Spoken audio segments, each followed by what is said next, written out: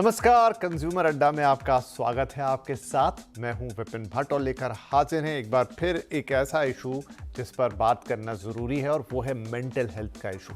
जी हाँ, mental health एक ऐसी प्रॉब्लम है जो दिनों दिन बढ़ती जा रही है। अमूमन इस पर बातचीत पहले बहुत कम होती थी, अभी भी बहुत ज़्यादा तो नहीं है, लेकिन अब कुछ चीज़ें ऐसी निकल कर आ रही हैं जिसके बारे में मैं आपको बताऊंगा, जिससे ये बातें साफ हो रही कि लोगों ने अब इसके बारे में बोलना और बताना शुरू कर दिया है, जो कि एक अच्छी बात हो सकती है क्योंकि एक ऐसी चीज़ है, एक ऐसा प्रॉब्लम है जिसे शायद हम सब अपनी लाइफ में कहीं ना कहीं गुजरते हैं। दो चार होते हैं, कुछ लोग थोड़ा ज़्यादा रहते हैं लेकिन इसे रिकग्नाइज़ नहीं कर पाते और इसके अपने काफ़ी इल इफ़ेक्ट्स होते हैं। काफ़ी ऐसी चीज़ें होती हैं जो आपको बड़े पैमाने पर इम्पैक्ट करती हैं और बदलती लाइफस्टाइल, तेज़ होती लाइफस्टाइल के साथ ये इशू और बड़ा हो गया है। तो आज चलिए सबसे पहले आपको बताते हैं कि मेंटल हेल्थ की बात क्यों कर रहे हैं। तो एक ताज़ा सर्वे आया है जिसमें ये बताया गया है कि 2023 के मुकाबले 2024 के जो पहले 10 महीने हैं उनमें मेंटल हेल्थ को सबसे ज़्यादा सर्च किया गया है। बीट ऑनलाइन सर्च, डॉक्टर का नंबर सर्च करना हो, मेंटल हेल्थ से रिलेटेड सर्च नंबर 1 पर आ गए। 41% की इंक्रीज़ है। ये बताया गया कि पिछले साल के मुकाबले कितने बड़े हैं। 41% बढ़ोतरी देखी गई है मेंटल हेल्थ के सर्चेज में, चाहे वो किसी भी तरह के सर्च हों। जबकि आप उसके आगे देखिए कि किसी ने ऑर्थोपेडिक को सर्च किया हो, किसी ने गायनेकोलॉजिस्ट को सर्च किया हो, किसी ने फिजिकल हेल्थ के लिए डॉक्टर्स को या किसी और तरह के सर्चेस किए हैं, उनके number of increase in terms of last year 2023 के मुकाबले शुरुआती 10 महीनों में 2024 के वो आंकड़े छोटे हैं। मेंटल हेल्थ को सबसे ज़्यादा सर्च किया गया है। तो ये बताता है कि लोगों को ये प्रॉब्लम तो बड़ी ही है, साथ में लोगों ने इसके बारे में थोड़ी सी खोजबीन करना शुरू की है। चाहे वो डॉक्टर खोज रहे हैं, चाहे अपने इशू के बारे में खोज रहे हैं, जनरल सर्च कर रहे हैं। शहर वाइज भी आंकड़ा हमें मिला है जो जस्ट डायल का आंकड़ा है। साइकोलॉजिस्ट को ढूंढा गया है सबसे ज़्यादा कलकत्ता में 43% सर्च में इंक्रीज़ है। वहाँ पर मुंबई में भी काफ़ी ज़्यादा है। कोझिकोड में भी ये 29% के आसपास है। कोझिकोड एक टियर 2 सिटी आप जिसे कह सकते, तो सिर्फ मेट्रो शहरों में नहीं, छोटे शहरों में भी ये दिक्कत हो रही है, मेंटल हेल्थ के इश्यूज हो रहे हैं। तो मेंटल हेल्थ एक ऐसी चीज़ है जिसे जितना जल्दी एड्रेस किया जाए या जितना जल्दी रिकग्नाइज किया जाए, पहचाना जाए कि ये भी एक प्रॉब्लम हो सकती है या हम या कोई इससे गुजर रहा है, उतना बेहतर है। तो आज इसी पे बातचीत करेंगे। हमारे साथ कार्यक्रम में जुड़ रहे हैं अपोलो हॉस्पिटल के क्लिनिकल साइकेट्री में सीनियर कंसल्टेंट डॉक्टर ऋषि मलिक, साइकोलॉजिस्ट डॉक्टर जयंती दत्ता और मेंटल हेल्थ एक्सपर्ट और एतना बिहेवियरल हेल्थ की फाउंडर डॉक्टर श्रद्धा मलिक। आप सबका बहुत बहुत स्वागत है। तो डॉक्टर ऋषि मलिक, आपसे मैं शुरुआत करता हूं। अब जो नंबर्स अभी हमने दिखाए, जहां पर पिछले साल के मुकाबले शुरुआती 10 महीनों में इस साल के जो मेंटल हेल्थ से रिलेटेड सर्च है उसमें 41% का इजाफा हुआ है। डायबिटीज़, ब्लड शुगर, ये वो, हार्ट, बीपी, इनके सर्चेस कम हुए हैं, मेंटल हेल्थ के सर्चेस ज़्यादा हुए हैं। ये क्या शो करता है? क्या ये प्रॉब्लम्स बढ़ रहे हैं या इसके बारे में अवेयरनेस बढ़ रही है? देखिए, मुख्यतः तो अवेयरनेस ही बढ़ रही है।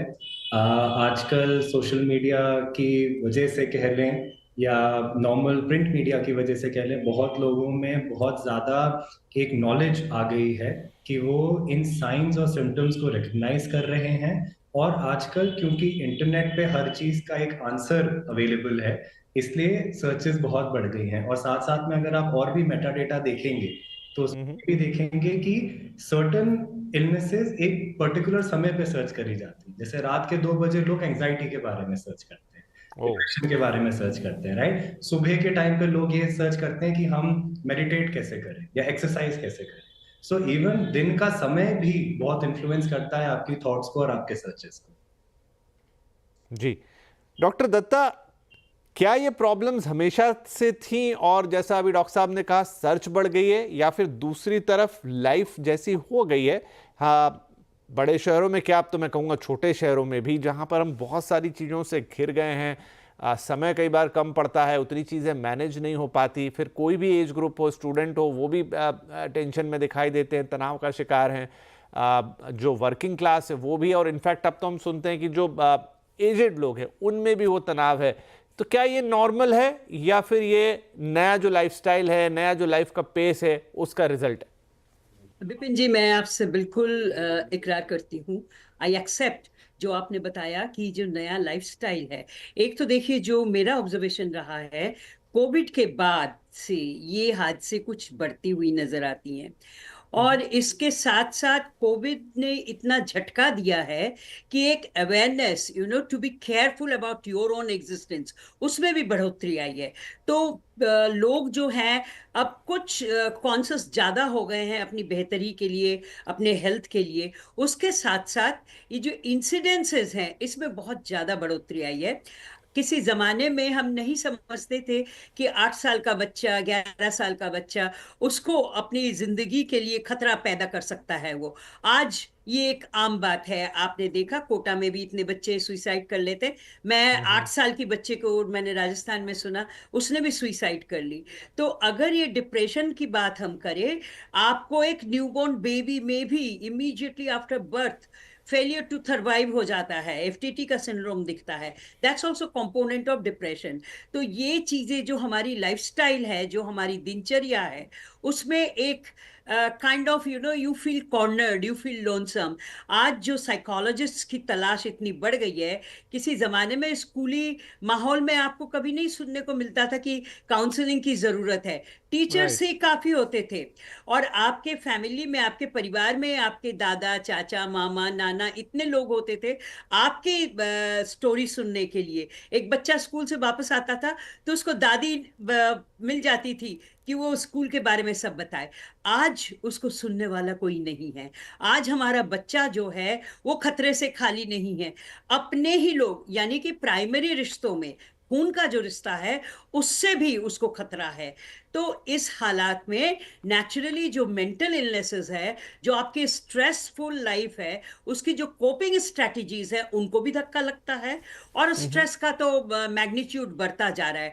आप देखेंगे क्लास 4 क्लास 5 के बच्चे जो है, सुबह सुबह नींद पूरी नहीं होती है, भागते हैं स्कूल के लिए, घर आते हैं। I have a granddaughter, she is in 5th class, नामी धामी स्कूल में जाती है। वो कहती है, दादी मेरे को टाइम नहीं है, मैं घर वापस आके मुझे होमवर्क करना है, फिर ये एक्स्ट्रा क्लासेस के लिए मेरे को तैयारी करनी है।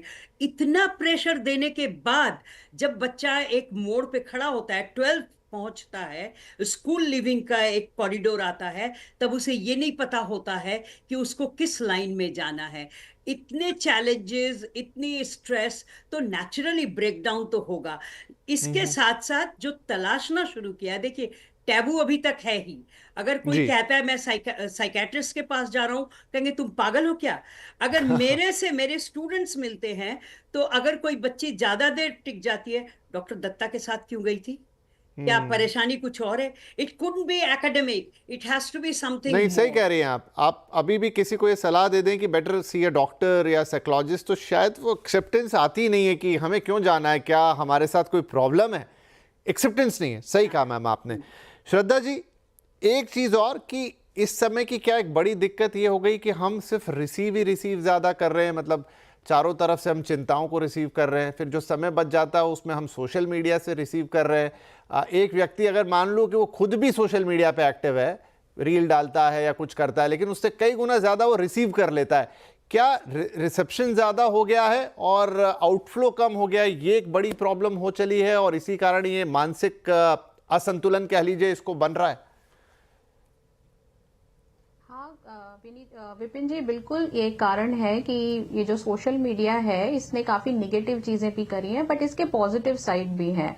जैसे कि अगर हम अब देखें तो इंटरनेट ने एक आइसोलेशन को तोड़ा है। आज इमेजिन कीजिए, एक स्मॉल टाउन, जो आप बात भी कर रहे थे कि टायर 2 सिटीज में कोई बच्चा है या कोई आदमी है जिसको इतने दिनों से सिम्टम्स हो रहे थे, वो ये रील्स देखता है सोशल मीडिया पे, तो उसको पता चलता है कि जो सिम्टम्स वो एक्सपीरियंस कर रहा है, ये इनका एक नाम है, ये डिप्रेशन है, ये एंजाइटी है, या ये ओसीडी है जो वो हाथ बार बार धुल रहा है। तो आज उसको पता है कि इस सिम्टम्स के, ये जो एक्सपीरियंस वो फीलिंग्स कर रहा है, उसका एक नाम है और एक हेल्प आपके लिए अवेलेबल है। जैसा आपने बोला कि 41% इंक्रीज हुआ है, तो ये बहुत बड़ा मॉन्यूमेंटल शिफ्ट है। लेकिन इसको हम इस तरीके से ना देखें कि अचानक से 41% पेशेंट बढ़ गए। इसमें कुछ पेशेंट हमारे पुराने भी थे जो अवेयरनेस के कारण अब सामने आ रहे हैं, कुछ हमारे न्यू पेशेंट हैं जो कि नए बच्चे हैं हमारे जो पीयर प्रेशर के थ्रू एडिक्शन में जा रहे हैं या मेंटल हेल्थ के इश्यूज उनको हो रहे हैं, तो डेफिनेटली ये चीज है। और ये एक एलिफेंट इन द रूम था जिसको लोग पहले अवॉइड करते थे बात करना। लेकिन जैसे दत्ता मैम ने भी कहा कि जब कोविड हुआ है उसके बाद से पीपल ने रियलाइज किया है कि मेंटल रेजिलियंस बिल्ड करना बहुत जरूरी है। अब सारे पीपल इकट्ठे होके ये बात कर रहे हैं कि जो हम फील कर रहे हैं, जो हमें सिम्टम्स हो रहे हैं, हमें इन्हें एड्रेस करना है, जो कि एक बहुत पावरफुल मैसेज है। सब समझ रहे हैं कि मेंटल हेल्थ एक फाउंडेशन है हमारी ओवरऑल हेल्थ का। अगर कोई भी फिजिकल एलिमेंट किसी को हो रहा है, उसको बीपी बढ़ रहा है या उसको कोई चीजें फील हो रही हैं, एंजाइटी फील हो रही है, तो वो समझ रहा है और उसको कनेक्ट कर रहा है कि कोई ना कोई मेंटल इश्यू इसके अराउंड हो सकता है या हमारी इमोशनल स्टेट के अराउंड हो सकता है। तो ये अवेयरनेस की वजह से ये 41% जो सर्ज आया है, इट्स अ बिग चेंज। जी राइट। तो देखिए अवेयरनेस बढ़ रही है, इसमें कोई शक की बात नहीं है। लेकिन डॉक्टर ऋषि, देखिए एक तनाव या एक जो स्ट्रेस है या एक मेंटल फटीग है, किसी भी नाम से बोले, वो लाइफ में रहेगी। लाइफ तो मुश्किलों से भरी है ही, और इन दिनों चूंकि जैसा हमने अभी चर्चा भी की कि भाई बहुत सारी चीज़ें बढ़ गई हैं, हम एक डेवलपिंग से डेवलप कंट्री की तरह जा रहे हैं, तो उसका अपना एक चैलेंज होता है, बहुत कुछ है।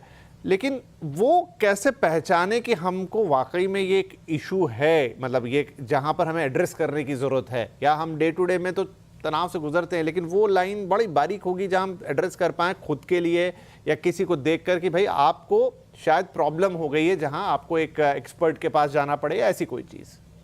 जी देखिए, स्ट्रेस जो है वो पॉजिटिव नेगेटिव दोनों हो सकती है। अगर आप पॉजिटिव देखें तो स्ट्रेस स्ट्रेस बनती है, जैसे कि एग्जाम के पहले पढ़ाई करना, इंटरव्यू के पहले तैयारी करना, ये पॉजिटिव स्ट्रेस है। अगर वो नेगेटिव हो जाता है तो वो डिस्ट्रेस हो जाता है। जो अपन कहते हैं ना कि I feel very burned out, I feel distress, that is because आप इतना ज्यादा टेंशन हो गया है कि अब वो मानसिक संतुलन खराब होने लगा है। और जो आपका दूसरा सवाल था कि हम पहचाने कैसे, बहुत इंपॉर्टेंट है। जब भी हम किसी इलनेस को आइडेंटिफाई करते हैं तो हम एक कोडिंग यूज करते हैं, हम एक क्लासिफिकेशन यूज करते हैं। उसका एक बहुत इंपॉर्टेंट कंपोनेंट होता है बायो सोशो ऑक्यूपेशनल डिसफंक्शन, यानी आपकी बायोलॉजिकल रिदम में चेंज आना, आपकी में, आपकी भूख में चेंजेस आना लंबे समय के लिए। 1-2 दिन की दिक्कत मेंटल इलनेस नहीं है, हफ्तों की दिक्कत मेंटल इलनेस बन सकती है। बायोलॉजिकल रिदम में खराबी, सोशल रिलेशनशिप्स, आपके घर वालों के साथ, आपके दोस्तों के साथ, आपके पार्टनर्स, बच्चे, इनके साथ आपका व्यवहार बदल रहा है, बिहेवियर में चेंजेस आ रहे हैं। And the last part is occupational, यानी आप अगर पढ़ाई करते हैं तो एकेडमिक्स में प्रॉब्लम, आप अगर काम करते हैं तो आपके कलीग्स आपको फीडबैक दे रहे हैं कि आप यार कुछ सही नहीं लग रहा, तुम पहले से ज्यादा लॉस्ट है मतलब। एग्जैक्टली। सो आपके लाइफ के डोमेन्स में इम्पैक्ट होना जरूरी है, एक कांस्टेंट समय के लिए इम्पैक्ट होना बहुत जरूरी है।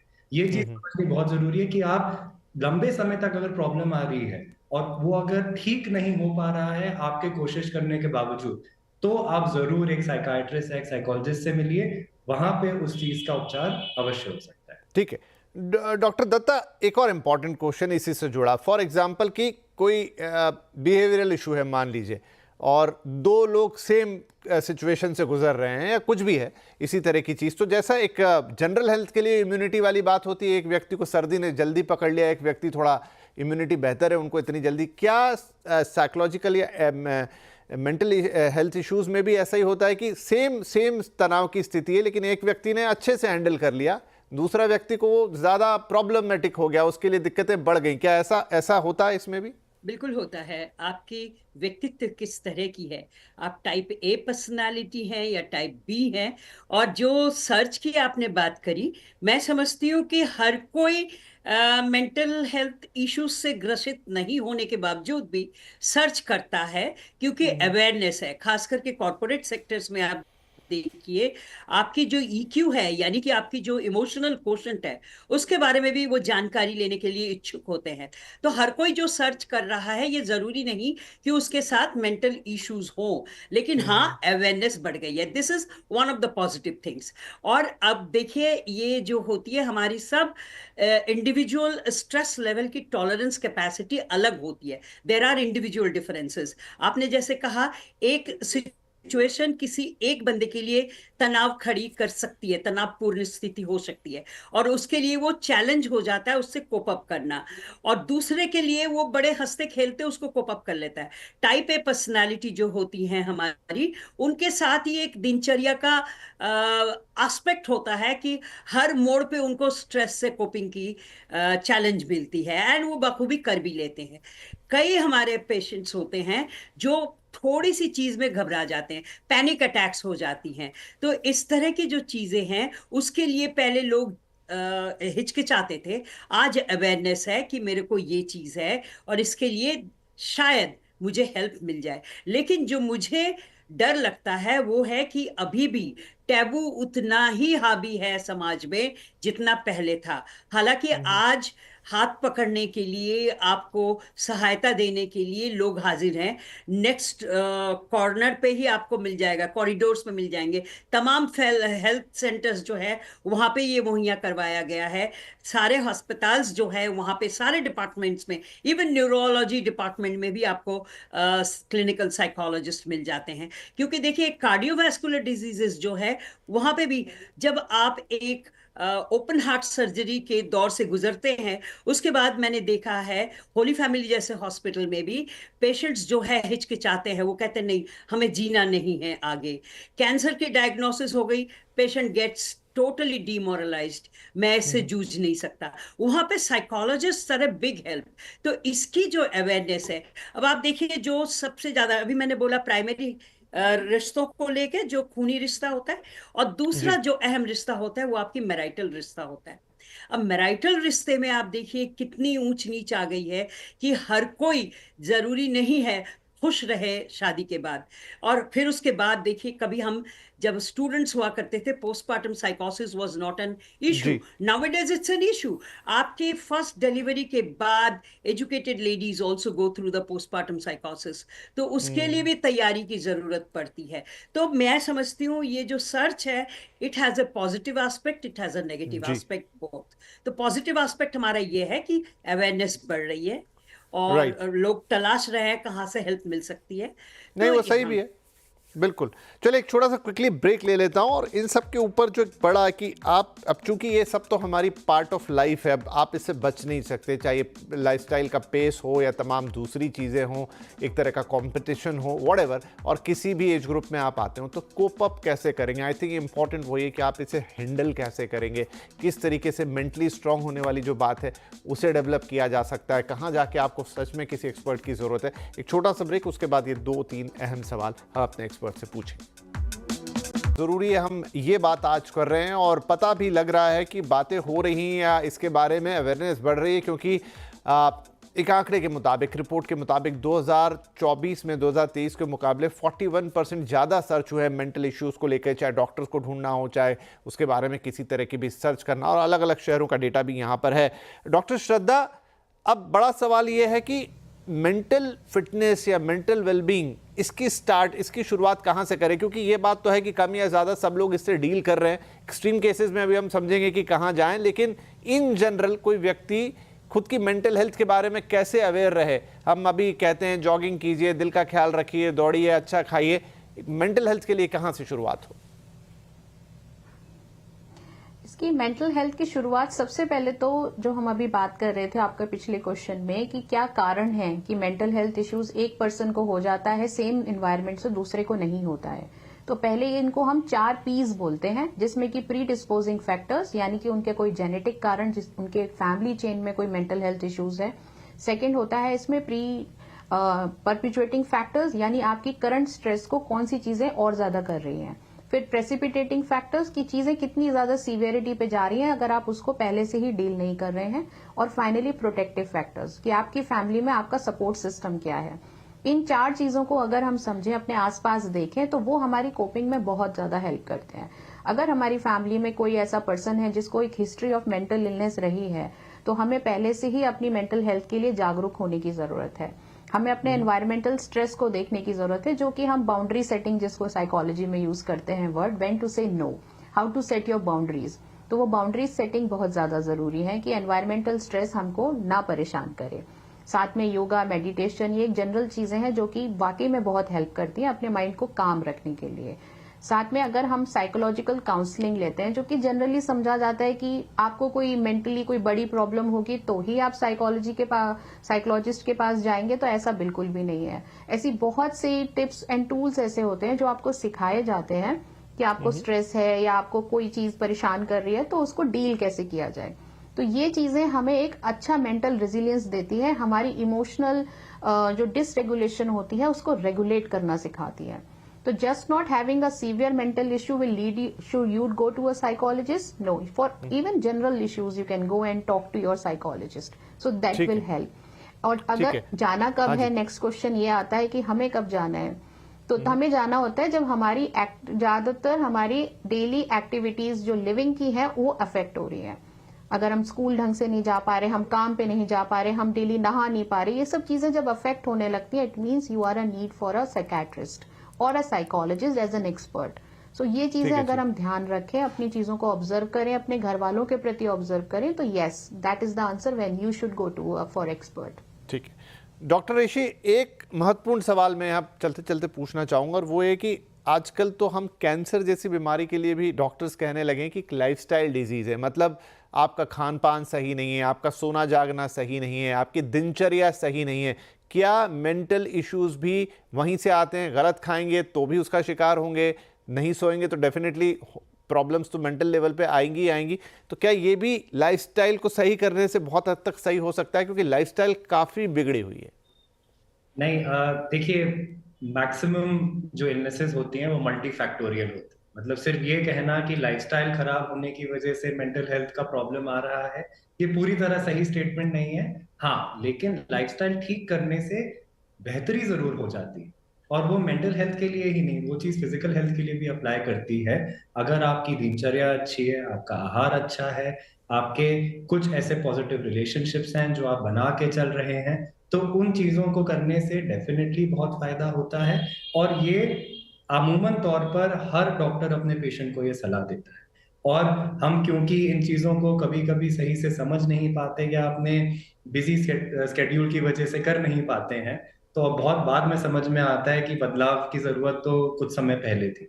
तो ये चीज अगर जितनी जल्दी समझी जाए उतना बेहतर। मेरा पूछने का मतलब ये था कि बहुत सारे लोग बहुत सारा जंक खाते हैं, बहुत सारे लोग बहुत ज़्यादा देर तक मोबाइल या टीवी कंज्यूम करते हैं, रात में देर देर तक जगते हैं। तो क्या ये फैक्टर, डेफिनेटली ज़रूरी नहीं कि किसी के जीवन में बहुत बड़ी घटना घटे तभी उसको कोई मेंटल हेल्थ का इशू आए, डे टू डे में भी अगर आप इन चीज़ों को सुधारेंगे तो क्या आप चीज़ों से मेंटली, जैसे मेंटली स्ट्रांग होने की बात कहते हैं, वो कोरिलेट कर सकते हैं? ये मैं पूछना चाह रहा था। बिल्कुल बिल्कुल कर सकते हैं, और मॉडरेशन में हर चीज ठीक है विपिन जी। एक्सेस में कुछ भी करेंगे तो वो हमेशा नुकसानदेह ही होगा, चाहे आप जंक फूड की बात कर लें, सोशल मीडिया की बात कर लें। इस बार ऑक्सफोर्ड डिक्शनरी का जो वर्ड ऑफ द ईयर है वो है brain rot. So brain rot is ये जो ऑनलाइन आजकल अपन को मिस इन्फॉर्मेशन मिलती है या जो शॉर्ट कंटेंट मिलता है, इससे दिक्कत हो रही है। सो दैट इज समथिंग जो आज के यंगस्टर्स बहुत आइडेंटिफाई कर रहे हैं। वो खुद समझने लगे हैं कि ज्यादा सोशल मीडिया पे टाइम देने से दिक्कत आ रही है। तो यही आपके लाइफस्टाइल के पहलू हैं जिनको सुधारना बहुत जरूरी है। क्विकली जयंती जी, आपका इस पर कोई कमेंट?